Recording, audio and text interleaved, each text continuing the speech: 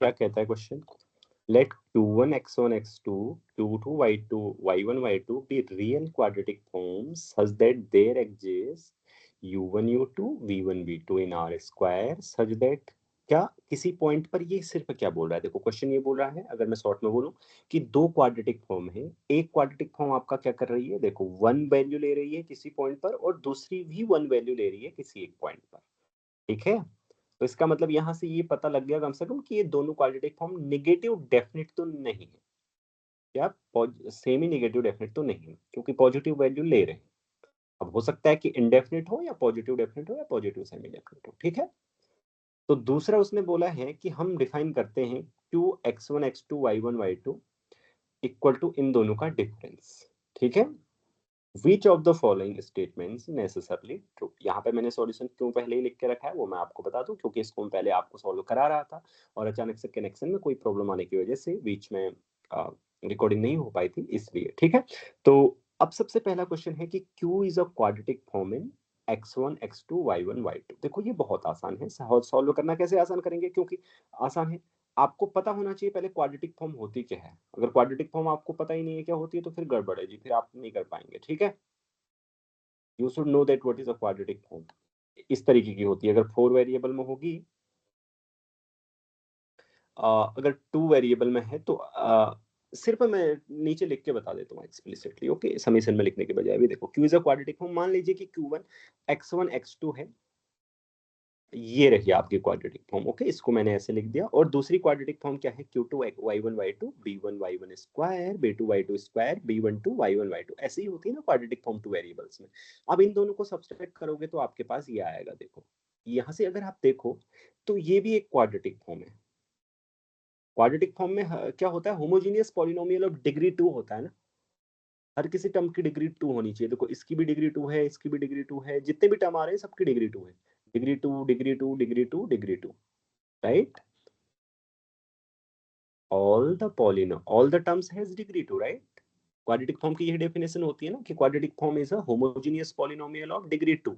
अब वेरिएबल्स कितने हैं, दो हो तीन हो, तो उतने वेरिएबल में फिर वो बोली जाती है, ठीक है? होमोजेनियस पॉलिनोमियल माने आप जानते हैं, जो नहीं जानते सर्च करके देख लेंगे, ठीक है? तो आपको पता होना चाहिए अगर आप क्वाड्रेटिक फॉर्म के क्वेश्चन सॉल्व कर रहे हैं, करना चाहते हैं एग्जाम में, तो you should know, okay? So clearly choose a quadratic form in x1 x2 x3 x4। तो पहले वाले को हम जल्दी से सही कर देंगे, ठीक? दूसरे वाले को अगर हम देखें कि there exist t1 t2 such that q1 t1 t2 equal to 5 बोला है, राइट? क्या ऐसे T1 T2 मिलेंगे कि ये 5 वैल्यू को लेगी? सबसे पहले अगर आप एग्जाम में हैं और आपको ये पता है कि किसी भी क्वाड्रेटिक फॉर्म की रेंज या तो ये होती है, ठीक है, या क्या होती है, ये होती है, या होती है ये, sorry, minus infinity to zero, मतलब ये क्लोज्ड भी हो सकते हैं, हाँ उस केस में, मतलब सेमी डेफिनिट इनडेफिनिट उस पर डिपेंड करता है। हाँ मतलब जीरो यहाँ पे क्लोज आना चाहिए रहता है। सो इस तरीके से क्लोज ही होंगे, ठीक? ये होती है। अब इसने अगर वन वैल्यू ले ली ना तो इसका मतलब इसकी रेंज इनमें से एक होगी, तो इसने 5 लेनी है। नहीं पता है तो बहुत ही आसान है, यहाँ से भी करना, ऐसा जरूरी नहीं है, ठीक है? देखो कैसे है बहुत आसान करना, कि इसने बोला है कि किसी पॉइंट पर इस ये क्या ले रही है, ये वाली फर्स्ट वाली क्वाड्रेटिक फॉर्म क्या वैल्यू ले रही है किसी एक पॉइंट पर, 5 सॉरी 1 वैल्यू ले रही है, ठीक है? तो अब हमें पूछा क्या 5 वैल्यू भी लेगी किसी पॉइंट पर। देखो सिर्फ ये पूछा there exist t1 t2 such that q at that point takes 5। बहुत ही आसान है, अगर आप क्या कर देंगे, इससे रिप्लेस कर दें u1 को √5 1 u1 √5 u2, तो आपके पास क्या आएगा पुट करके, देखो इसमें पुट करो, इसमें आप पुट करोगे तो देखो यहां से देखना, √5 यू पुट करोगे तो ना आपका 5 कॉमन आ जाएगा, बाकी का अंदर क्या रहेगा, जैसे कि आपने इस तरीके का रहेगा, जब इसमें पुट करके आप देखिएगा, ठीक है? √5 u1 √5 u2 आप पुट करके देखेंगे तो ये कुछ ऐसा आएगा, 5 times q1 eight u1 u2 आएगा। वो आप कैलकुलेशन है वो आप कर सकते हैं, बहुत कठिन काम नहीं है वो, ठीक? तो मैं झांक के क्या देख रहा हूँ सोच रहे होंगे आप, बंदर है तो वो मुझे झांक के देख रहे हैं तो मैंने सोचा मैं भी देख लूं। तो देखें ये 5 आ जाएगा, ओके? Is it fine? सबके लिए, मतलब ये कैसे हुआ, इज इट क्लियर राइट? दो तरीके से मैंने बता दिया। ओके अब सी तीसरा वाला है कि there does not exist s1 s2 in r square such that q2 of s1 s2 is -5। इसने बोला है कि ऐसे s1 s2 नहीं मिलेंगे कि q2 -5 वैल्यू को ले। तो आप हम इसको कैसे कर सकते हैं, कोई बताए? इसको आसानी से कर सकते हैं, ऐसा मिल भी सकता है क्योंकि q2 हम क्या लेंगे, इंडेफिनिट फॉर्म ले लेंगे, तो वो सारी वैल्यूज लेगी, लेगी ना। If you take the indefinite form ले सकते हैं हम, आप टू वेरिएबल में क्वाड्रेटिक फॉर्म ले सकते हो राइट, जो -5 वैल्यू को भी ले बहुत ही आसानी से। जैसे फॉर एग्जांपल मैं आपको इसका एक एग्जांपल दे देता हूँ, ठीक है, या मैंने यहाँ पे लिखा भी है, देखो if q2 is indefinite then it takes -5, otherwise C indefinite ही लेनी पड़ेगी आपको, नेगेटिव डेफिनिट मत लेना, क्योंकि नेगेटिव डेफिनिट लोगे तो फिर वो वन वैल्यू नहीं ले रही है, लेगी।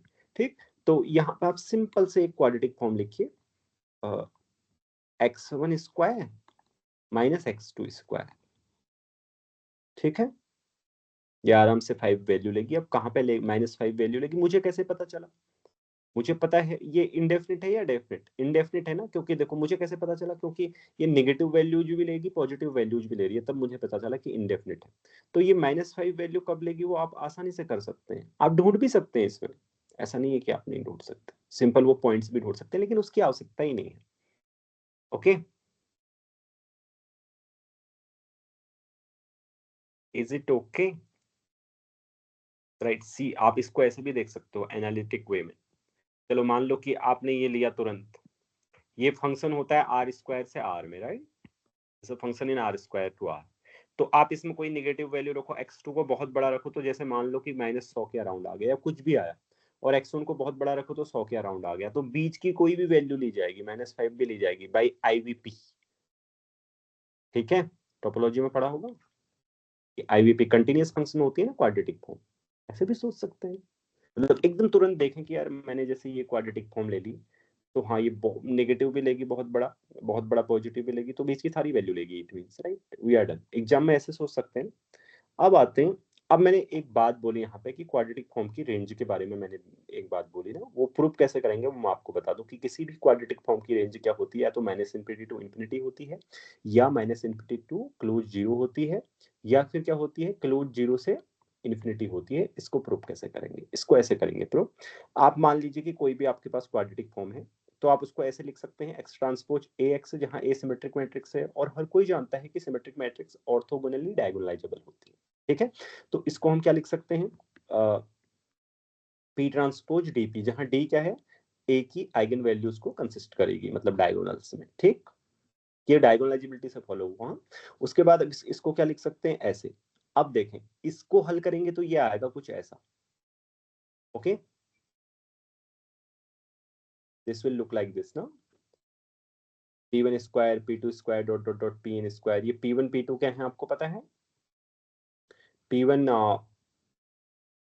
ये जो px है ना, इसके जो एलिमेंट्स आएंगे, मान लो px वेक्टर क्या है, p1 p2 dot dot dot pn है, तो ये वो है। ठीक है, इसको सॉल्व करने के बाद जैसे आप ना किसी भी y ट्रांसपोज कोई डायगोनल मैट्रिक्स है बीच में, और y को सॉल्व करते हैं तो क्या आता है, ऐसे तो आता है लैम्डा y1 स्क्वायर, वैसा ही है। ठीक, तो ये आपको पता है कि px कोई भी वैल्यू ले सकता है, क्योंकि p इन्वर्टिबल लीनियर ट्रांसफॉर्मेशन है, तो px कोई भी वैल्यू ले सकता है। ओके, तो ये p1 p2 pn को आप अपने हिसाब से एडजस्ट कर सकते हैं, जो चाहे वो ला सकते हैं। तो अब आपके पास लैम्डा अगर पॉजिटिव होंगे तो आपको क्लियरली यहाँ से रेंज दिखाई देगी, ये मैंने रेंज लिखा है, यहाँ पे मैं लिख देता हूँ, ये क्लोज लिख देता हूँ। ओके, यहाँ पे मैंने नीचे गलत लिखा है। ठीक, आप लोग समझ पा रहे हैं इस बात को? जैसे मान लीजिए ये आ गया, ठीक है, तो मान लीजिए कि मेरे पास कोई वैल्यू, सारी वैल्यूज निगेटिव है, सारी आइगन वैल्यूज निगेटिव है, तो लैम्डा निगेटिव है तो मान लेते हैं 1 है माइनस का। ओके, अब यहाँ पे p1 की जगह मैं कुछ भी ला सकता हूँ, बाकी को 0 रख सकता हूँ, तो इसका मतलब मैं निगेटिव एक्सिस में कहीं भी जा सकता हूँ। ठीक है, जैसे मेरे पास एक निगेटिव आइगन वैल्यू होगी तो इतना कम से कम मेरे पास आ जाएगा, पॉजिटिव भी होगी तो फिर जो पॉजिटिव आइगन वैल्यू है इन सबको, p1 मान लीजिए लैम्डा 2 पॉजिटिव है, तो लैम्डा 2 को रहने दूंगा, p1 एंड और जो pi's है उनको 0 कर दूंगा, मतलब pi's तो मेरे हाथ में है ना, तो ये वाला टर्म मेरे पास रहेगा। उसके बाद लैम्डा 2 क्या है, पॉजिटिव है तो P2 स्क्वायर को मैं पूरा कहाँ ले जा सकता हूँ, पूरी रेंज में 0 से लेकर इन्फिनिटी तक। ठीक है, ये इसका मतलब ये आपको पहले से पता होना चाहिए, बट मैंने शॉर्ट में बता दिया। ओके, चलो अब आते हैं, ये वाली चीज अगर आपको पहले पता होगी तो क्वेश्चन एकदम एकदम क्या हो जाएगा, सॉल्व हो जाएगा वहां पे, है ना। क्योंकि आपको कुछ सोचना भी नहीं पड़ेगा, ये 3 तो ऐसे ही सॉल्व हो जाएंगे। चौथा वाला भी बहुत आसान है, वो मैं आपको करके दिखा देता हूँ। ठीक है, ये समझ में आ रहा है ना, क्योंकि मैं अभी लिख नहीं रहा हूँ, अन्यथा मैं लिख के आपको समझाता हूँ एक एक चीज, तो एक एक चीज मैं बोल रहा हूँ क्योंकि ऑलरेडी मेरे पास लिखा हुआ है। आप मुझे बता देंगे जहां समझ में नहीं आएगा तो मैं दोबारा बताऊंगा, ठीक है, कोई भी पॉइंट अगर आपको समझ में आए। ओके, सी अब रेंज ऑफ क्वाड्रेटिक फॉर्म ये तो क्लियर हो गया। अब इससे सॉल्व करना, अब मैंने देखो यहाँ पे लिखा भी है सॉल्यूशन इसका, कि अगर मान लीजिए कि क्यू ने 1 वैल्यू ली है तो रेंज इस ईदर क्या होगी, जिसमें पॉजिटिव आ रही है, या तो ये होगी या ये होगी, तो इसका मतलब ये 1 भी लेगी। In any case Q takes 5। Okay, अब आते हैं इस बात पे, चलो चौथे वाले पे। Given alpha belongs to R, there exist a vector omega in R such that Q omega equal to alpha. ये क्या बोल रहा है जानते हैं, कि कोई भी अल्फा अगर आप आर से ले लेंगे तो एक वेक्टर तो मिलेगा। इट जस्ट मींस कि क्यू जो है ना उसकी रेंज क्या है, माइनस इन्फिनिटी टू इन्फिनिटी है। ये सिर्फ ये बोल रहा है, जो आपकी क्वाड्रेटिक फॉर्म 4 वेरिएबल में क्या की गई है, डिफाइन की गई है।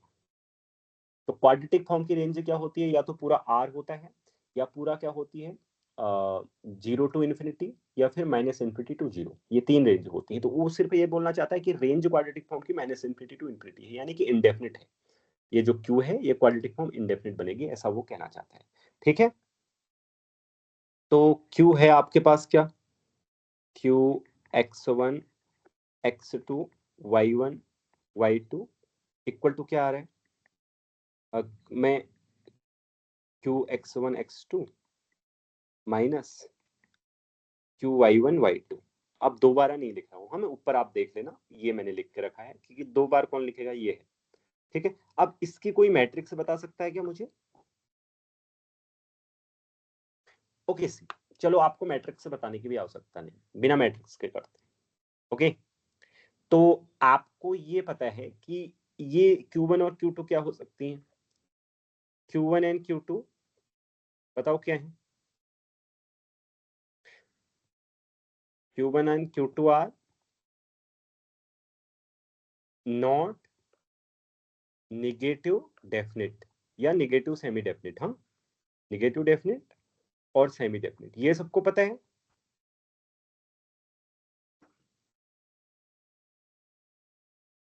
राइट, अब सी मैं कैसे बताता हूँ इसका सॉल्यूशन आपको तुरंत देखने के लिए। तो हमें पता है कि ये क्या है, या तो पॉजिटिव डेफिनेट है या इनडेफिनेट है। यानी कि हम ये समझ सकते हैं कि इस Q1 की रेंज हमको पता है, या तो ये होगी या क्या होगी, ध्यान से समझना बहुत जल्दी सॉल्व हो जाएगा।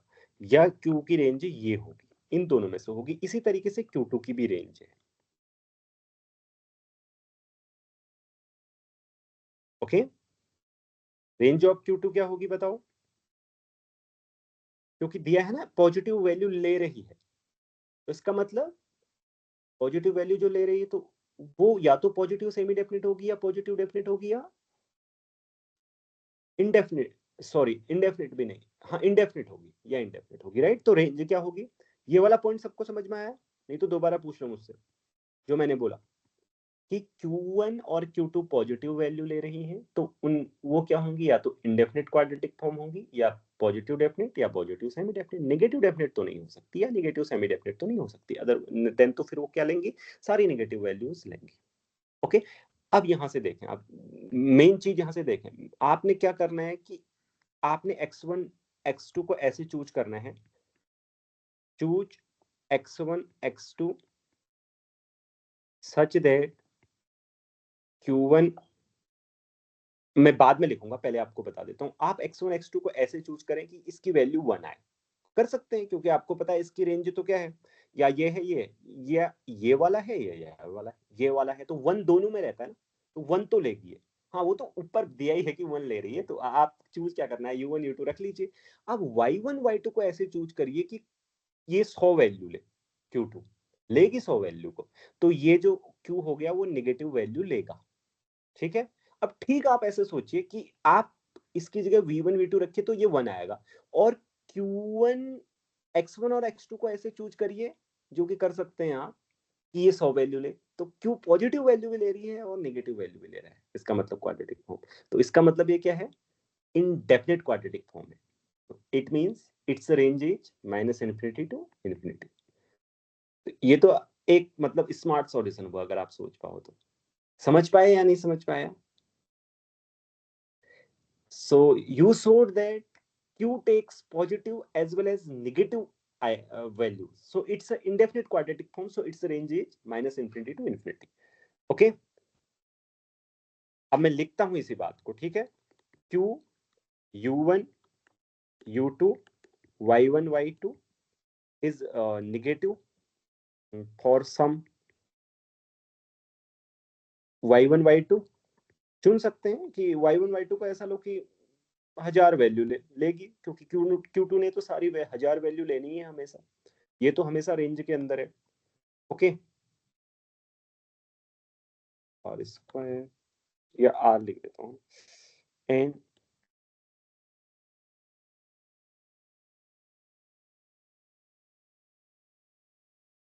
अच्छा, जब मैं इसको क्या कर देंगे positive, for some x1 x2 belongs to R। okay, so what does it mean? It means Q takes positive as well as negative positive as well as negative values so Q is indefinite। और indefinite की range क्या होती है? so range of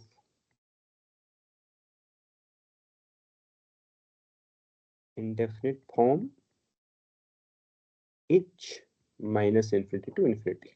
तो चौथा option वही बोल रहा है कि हर किसी अल्फा को लेगी, और कुछ नहीं बोल रहा, तो चौथे वाले को सही कर दीजिए। तो मैं समझता हूं इसका हल आपको स्पष्ट होगा। यदि फिर भी आप में से कोई विद्यार्थी कुछ पूछना चाहता है तो अभी पूछ सकता है, अन्यथा आप इसका बाद में वीडियो देख रहे होंगे तो नीचे टिप्पणी लिख सकते हैं कि हमारा ऐसा संदेह है, उसका अवश्य ही मैं उत्तर देने का प्रयास करूंगा। यदि मैं उत्तर नहीं भी दूंगा तो हमारी तरफ से कोई और उत्तर आपको दे सकता है। चलिए, इसके लिए इतना ही। आप में से कोई कुछ पूछना चाहता है? सर हाँ, मतलब जो फोर्थ वाले का सॉल्यूशन है ना, हम ऐसा नहीं कर सकते क्या? मींस मतलब मैं आउट ऑफ क्यूरियोसिटी पूछ रहा हूँ कि दोनों क्वाड्रेटिक फॉर्म पॉजिटिव डेफिनेट हो और उनका जो डिफरेंस है वो भी पॉजिटिव डेफिनेट आ जाए। तो ऐसे तो अगर हम कोई नेगेटिव अल्फा चूज करेंगे तो वो कभी मिलेगा ही नहीं। उनका डिफरेंस नहीं आएगा पॉजिटिव डेफिनेट ऐसे केस में। क्यों नहीं आएगा वो मैं तुम्हें बताता हूँ। क्योंकि तुम x1 x2, ये 4 टपल हैं आपके पास, ये मतलब 4 कोऑर्डिनेट है। तुम x1 x2 को ऐसे रखोगे कि ये वैल्यू मान लो स्मॉल हो 1, क्योंकि तुमने बोला पॉजिटिव डेफिनेट है तो 1 वैल्यू तो लेगी लेगी, या कोई भी पॉजिटिव वैल्यू लेगी। पॉजिटिव डेफिनेट क्वाड्रेटिक फॉर्म क्या लेती है? सारी पॉजिटिव वैल्यूज लेती है। और ठीक उसी तरीके से आप y1 y2 को इस प्रकार चूज कर सकते हो कि ये 1000 वैल्यू ले, वही मैंने यहाँ पे समझाया। तो 1 - 1000 ये निगेटिव आ जाएगा, ठीक ऐसे ही उल्टा करके पॉजिटिव आएगा। तो हमें ऐसा नहीं होगा जैसा आप कह रहे हो कि पॉजिटिव डेफिनेट हो जाए, नहीं होगी। अगर दोनों पॉजिटिव डेफिनेट होंगे तो इस तरीके का डिफरेंस हमेशा इनडेफिनेट होगा। Okay sir. तो यही बात मैंने समझाई, ठीक है। अभी भी समझ में नहीं आई तो पूछ लो, मैं फिर बोल रहा हूँ। अगर कोई जैसे इन्होंने पूछा तुम पूछ लो, अगर कोई डाउट है तो। क्योंकि ये बहुत अच्छी बात मैंने आपको बताई है। मैं इसको चाहूँ तो यहाँ मैट्रिक्स वगैरह वगैरह बना के आपके लिए झंझट खड़ी कर सकता हूँ। थोड़ा झंझट तो क्या है, थोड़ा सा मतलब ये स्मार्ट तरीका है ना करने का, नहीं है क्या? आप अगर एग्जाम में बैठे हो, जरा इसको सोचो तुम, इसको सोचने में कितना सेकंड लगेगा? कुछ भी नहीं लगना इसको सोचने में। क्या टाइम लगेगा? मैं आपको करके दिखाता हूँ। देखो मैं एग्जाम में बैठा हूँ, मान लो मैंने पढ़ा तो साफ दिखाई दिया कि क्यू इज क्वाड्रेटिक फॉर्म, क्योंकि साफ ही दिखाई दे रहा है, इसको तो कौन नहीं देख पाएगा। ऐसा जिसको नहीं दिखाई दिया होगा वो सोच रहा होगा कि मुझे क्यों नहीं दिखाई दिया, बहुत साफ है ना, इसमें तो होमोजेनियस पॉलिनोमियल है। दूसरा बोला है कि T1 T2 5 लेगा। अब मुझे पता है 1 ले रहा है तो 5 लेगा ही ना, क्वाड्रेटिक फॉर्म की रेंज तो क्या होती है, 3 ही तो होती है, तो या 5 लेगा ही जब 1 ले रहा है तो। फिर दूसरा वाला बोल रहा है कि -5 there does not exist S1 S2 such that Q takes -5। भाई इंडेफिनिट फॉर्म होगी Q2 तो ले सकता है, सिंपल।